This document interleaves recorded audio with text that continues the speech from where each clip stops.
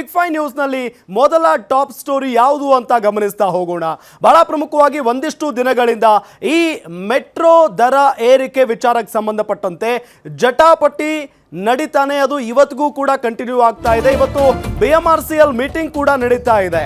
ನಮ್ಮ metro ticket ದರ ಏರಿಕೆಗೆ ಜಟಾಪಟಿ ಮುಂದುವರಿತಾನೆ ಇದೆ. ಜನಾಕ್ರೋಶ, ಜನಪ್ರತಿನಿಧಿಗಳ ಆಕ್ರೋಶಕ್ಕೆ BMRCL ಮಣಿದಿರೋದು.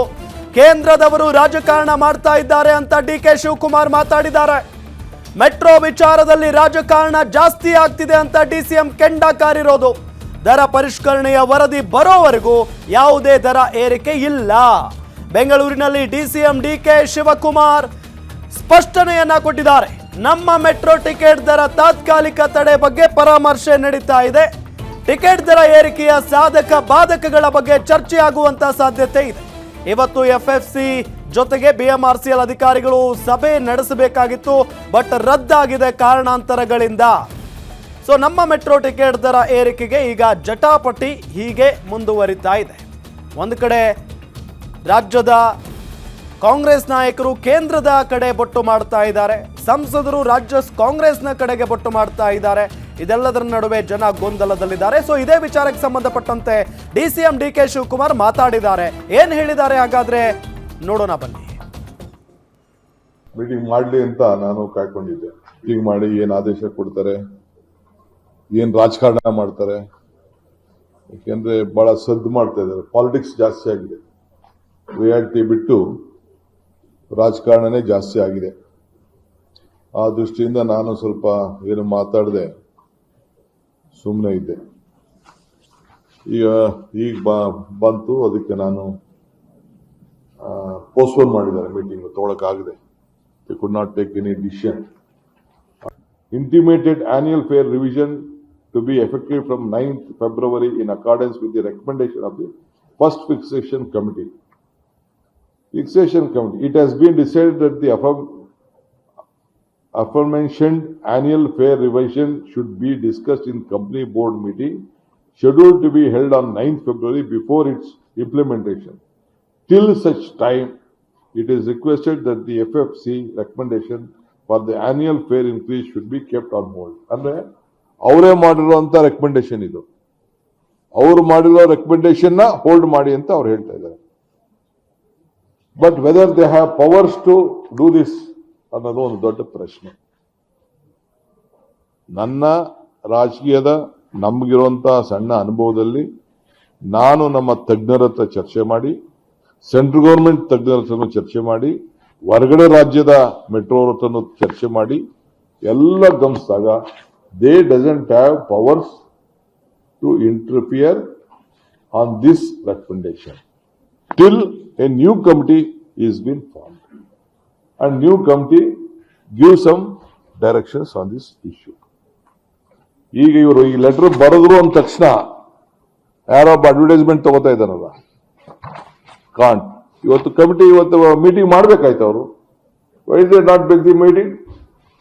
Why did they not give directions? What was the law which was bin stop them? So ಇದು ಮಾಡಲಿಕ್ಕೆ ಸಾಧ್ಯ ಇಲ್ಲ. ನಾನು ಇದನ್ನ ರೈಸ್ ಮಾಡಿ ಅಂತಲೂ ನಾನು ಕೇಳಿಲ್ಲ. ನಾನು ಈ ವಿಷಯಕ್ಕೆ ಹೋಗಿಲ್ಲ. ಅವತ್ತು ಏನ್ ಹಿಂದೆ ಸರ್ಕಾರ ಅವತ್ತು ಕಮಿಟಿ ತೀರ್ಮಾನ ಮಾಡ್ತು, ಅದು ಅವ್ರಿಗೆ ಇಂಡಿಪೆಂಡೆಂಟ್ ಆಗಿ ಅವ್ರು ನಾನು ಬಿಟ್ಬಿಟ್ಟಿದ್ದೀನಿ. ಅವ್ರ ಪಾಡವ್ರು ಮಾಡ್ಕೊಂಡು ಹೋಗ್ತಾ ಇದ್ರು. ಇದೇ ವಿಚಾರಕ್ಕೆ ಸಂಬಂಧಪಟ್ಟಂತೆ ಡೀಟೇಲ್ಸ್ ಕೊಡ್ತಾರೆ ನಮ್ಮ ಮೆಟ್ರೋ ಬ್ಯೂರೋ ಹೆಡ್ ಉಲ್ಲಾಸ್ ನೇರ ಸಂಪರ್ಕದಲ್ಲಿ ಜಾಯ್ನ್ ಆಗಿದ್ದಾರೆ. ಉಲ್ಲಾಸ್, ಇವತ್ತು FFC ಮತ್ತು BMRCL ಅಧಿಕಾರಿಗಳ ಒಂದು ಸಭೆ ಕೂಡ ಇತ್ತು, ಬಟ್ ಸಭೆ ರದ್ದಾಗಿದೆಯಂತೆ. ಕಾರಣ ಏನು? ಜೊತೆಗೆ ಈ ದರ ಏರಿಕೆ ವಿಚಾರಕ್ಕೆ ಸಂಬಂಧಪಟ್ಟಂತೆ ಏನು ಆಗ್ತಾ ಇದೆ ಈಗ ಸದ್ಯಕ್ಕೆ ಡೀಟೇಲ್ಸ್ ಕೊಡ್ತಾ ಹೋಗೋದಾದ್ರೆ? ರಾಮ್, ಫೇರ್ ಫಿಕ್ಸೇಷನ್ ಕಮಿಟಿ ಕಳೆದ ವರ್ಷ ಫಾರ್ಮ್ ಆದ ನಂತರ ಪ್ರತಿ ವರ್ಷನೂ ಕೂಡ ಮೆಟ್ರೋ ದರದಲ್ಲಿ 5% ಏರಿಕೆ ಮಾಡಬೇಕು ಅನ್ನುವಂಥ ಒಂದು ತೀರ್ಮಾನಕ್ಕೆ ಬರಲಾಗಿತ್ತು. ಅಂದರೆ ಫೇರ್ ಫಿಕ್ಸೇಷನ್ ಕಮಿಟಿ ರಚನೆ ಆಗಿದ್ದು ಕೇಂದ್ರ ಸರ್ಕಾರದ ಸೂಚನೆ ಮೇರೆಗೆ ಎಲ್ಲ, ಅಂದರೆ ಕೇವಲ ಬೆಂಗಳೂರು ಮಾತ್ರ ಅಲ್ಲ, ಬೇರೆ ಬೇರೆ ರಾಜ್ಯಗಳಲ್ಲಿರುವಂತಹ ಮೆಟ್ರೋ ದರ ಏರಿಕೆ ಮಾಡುವಂಥ ವಿಚಾರದಲ್ಲಿ ಫೇರ್ ಫಿಕ್ಸೇಷನ್ ಕಮಿಟಿ ಕೇಂದ್ರ ಸರ್ಕಾರದ ಅಣತಿ ಮೇಲೇ ಅದು ರಚನೆ ಆಗಿರುವಂಥದ್ದು. ಅದು ಸಾಧಕ ಬಾಧಕಗಳಂದ್ರೆ ಆ ವರ್ಷದ ಸಾಧಕ ಬಾಧಕಗಳನ್ನು ಪರಿಶೀಲಿಸಿ ಎಷ್ಟು ಪ್ರಯಾಣಿಕರು ಓಡಾಟವನ್ನು ಮಾಡ್ತಿದ್ದಾರೆ, ನಿರ್ವಹಣಾ ವೆಚ್ಚ ಎಷ್ಟು ಬರ್ತಾ ಇದೆ, ಸಿಬ್ಬಂದಿಗಳ ವೆಚ್ಚ ವೆಚ್ಚ ಎಷ್ಟಾಗ್ತಿದೆ ಇವೆಲ್ಲದನ್ನ ಮಾನಿಟರ್ ಮಾಡಿ 5% ಅಂದರೆ ಯಾವ್ಯಾವ ಹಂತದಲ್ಲಿ ಎಷ್ಟು ದರವನ್ನು ಏರಿಕೆ ಮಾಡಬೇಕು ಅನ್ನುವಂಥ ಒಂದು ತೀರ್ಮಾನಕ್ಕೆ ಬರುತ್ತೆ. ಆದರೆ ಕಳೆದ ವರ್ಷ 71% ಅವೈಜ್ಞಾನಿಕವಾಗಿ ದರ ಏರಿಕೆ ಮಾಡಲಾಗಿತ್ತು. ಇದು ಸಾಕಷ್ಟು ಆಕ್ರೋಶಕ್ಕೂ ಕೂಡ ಕಾರಣ ಆಗಿತ್ತು.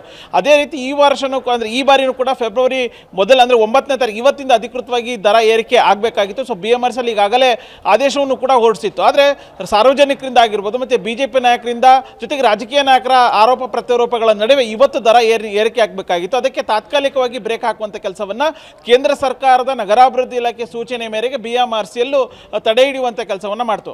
ಅದರ ಬೆನ್ನಲ್ಲೇ ಇವತ್ತು ಸಂಜೆ 4 ಗಂಟೆಗೆ BMRCLನ ಕೇಂದ್ರ ಕಚೇರಿಯಲ್ಲಿ ಫೇರ್ ಫಿಕ್ಸೇಷನ್ ಕಮಿಟಿ ಸಭೆಯನ್ನು ಕೂಡ ನಡೆಸಬೇಕು ಅಂತೇಳಿ ತೀರ್ಮಾನವನ್ನು ಮಾಡಲಾಗಿತ್ತು. ಆದರೆ ಕೊನೆಯ ಹಂತದಲ್ಲಿ ಸಭೆ ರದ್ದು ಮಾಡುವಂಥ ಕೆಲಸವನ್ನು ಫೇರ್ ಫಿಕ್ಸೇಷನ್ ಕಮಿಟಿ ಮಾಡಿದೆ. ಇದರಲ್ಲಿ ಪ್ರಮುಖವಾದಂಥ ಕಾರಣ ಏನು ಅಂತಂದರೆ, ಒಂದು BMRCLನ ಅಧಿಕಾರಿಗಳು ಅಂದರೆ ಫೇರ್ ಫಿಕ್ಸೇಷನ್ ಕಮಿಟಿ 5% ಜಾಸ್ತಿ ಮಾಡುತ್ತೆ ಅನ್ನುವಂಥ ನಿಟ್ಟಲ್ಲಿ ಯಾವುದೇ ರೀತಿಯಾದಂಥ ಒಂದಷ್ಟು ದಾಖಲೆಗಳನ್ನು ಸಿದ್ಧಪಡಿಸ್ಕೊಂಡಿರಲಿಲ್ಲ.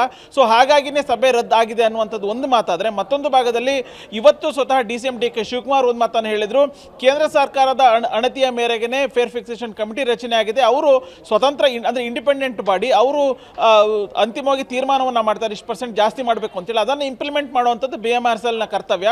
ಸೊ ನಾಳೆ ನಾನು ದೆಹಲಿಗೆ ತೆರಳ್ತೀನಿ. ಸಾಧ್ಯ ಆದರೆ ನಗರಾಭಿವೃದ್ಧಿ ಸಚಿವರನ್ನು ಕೂಡ ಭೇಟಿ ಮಾಡಿ ಇಲ್ಲಿ ಸಾಧಕ ಬಾಧಕಗಳನ್ನು ಅವರ ಗಮನಕ್ಕೆ ತರುವಂಥ ಕೆಲಸವನ್ನು ಮಾಡ್ತೀನಿ ಅನ್ನುವಂತಹ ಒಂದು ಮುನ್ಸೂಚನೆಯನ್ನು ಕೊಡುವಂಥ ಕೆಲಸವನ್ನು ಮಾಡಿದ್ದಾರೆ. ಅಂದರೆ ಇವತ್ತು ಫೇರ್ ಫಿಕ್ಸೇಷನ್ ಕಮಿಟಿಯ ಸಭೆಯನ್ನು ನಡೆಸಬೇಕಾಗಿತ್ತು, ತಾತ್ಕಾಲಿಕವಾಗಿ ಅದನ್ನು ಮುಂದೂಡುವ ಕೆಲಸವನ್ನು ಮಾಡಿದೆ. ಅಂದರೆ ಕೇಂದ್ರ ಸರ್ಕಾರದಿಂದ ಒಬ್ಬ ಸದಸ್ಯರಿರ್ತಾರೆ, ಅವರು ಕೂಡ ಇವತ್ತು ಅವೈಲಬಲ್ ಇರಲಿಲ್ಲ ಅನ್ನುವಂಥದ್ದು ಗೊತ್ತಾಗ್ತಿದೆ. ಮತ್ತೊಂದು ಆ ಒಂದು ಸಮಿತಿ ಅಧ್ಯಕ್ಷರು ನಿವೃತ್ತ ಹೈಕೋರ್ಟ್ನ ನ್ಯಾಯಮೂರ್ತಿ ಇರ್ತಾರೆ, ಅವರು ಕೂಡ ಇವತ್ತು ಅವೈಲಬಲ್ ಇರಲಿಲ್ಲ ಅನ್ನುವಂಥ ಕಾರಣಕ್ಕೆ ಸಭೆಯನ್ನು ಮುಂದೂಡುವಂಥ ಕೆಲಸವನ್ನು BMRCL ಮಾಡಿದೆ. ಸೊ ಮುಂದಿನ ದಿನಗಳಲ್ಲಿ ಫೇರ್ ಫಿಕ್ಸೇಷನ್ ಕಮಿಟಿ ಏನು ವರದಿಯನ್ನು ಕೊಡುತ್ತೆ ಅದನ್ನು ಆಧರಿಸಿ ಅದರ ಸಾಧಕ ಬಾಧಕಗಳನ್ನು ನಾನು ಪರಿಶೀಲಿಸಿ ಆನಂತರ ದರವನ್ನು ಏರಿಕೆ ಮಾಡಬೇಕಾ ಬೇಡವಾ ಅನ್ನುವಂತಹ ಒಂದು ಅಂತಿಮವಾದಂಥ ತೀರ್ಮಾನವನ್ನು ಕೈಗೊಳ್ತೀನಿ. ಸೊ ಅಲ್ಲಿವರೆಗೂ ದರ ಏರಿಕೆ ಮಾಡುವಂಥದ್ದು ಬೇಡ ಅನ್ನುವಂತಹ ಒಂದು ಸೂಚನೆಯನ್ನು DCM DK ಶಿವಕುಮಾರ್ BMRCL ಅಧಿಕಾರಿಗಳಿಗೆ ಕೊಟ್ಟಿದ್ದಾರೆ ಅನ್ನುವಂಥದ್ದು ಗೊತ್ತಾಗ್ತಿದೆ.